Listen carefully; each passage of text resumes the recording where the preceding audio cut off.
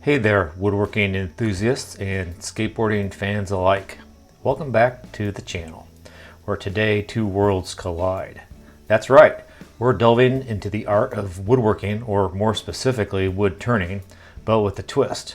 We're crafting with used skateboards. These bracelets are actually being made from scraps of scraps. These are the skateboard tail pieces left over from the project wood I used to make a segmented bowl. That bowl actually won a blue ribbon at the Indiana State Fair's woodworking competition. I'll put a link to that build video in the description below, and you'll also find it on this video's end screen. So join us as we transform discarded decks into beautiful pieces where functional art and fashion are aligned. From bowls to bangles, each project tells a story of its skateboarding past while embracing its new life as a work of craftsmanship. Don't forget to hit that subscribe button and ring the notification bell so you'll never miss out on any of our unique content. Doing so will really help our channel grow, and YouTube will recommend it to a wider audience. If possible, please watch the entire video. That alone will cause YouTube to rank our videos higher when folks are searching for woodworking content. Share the content if you can, and let's jump right in.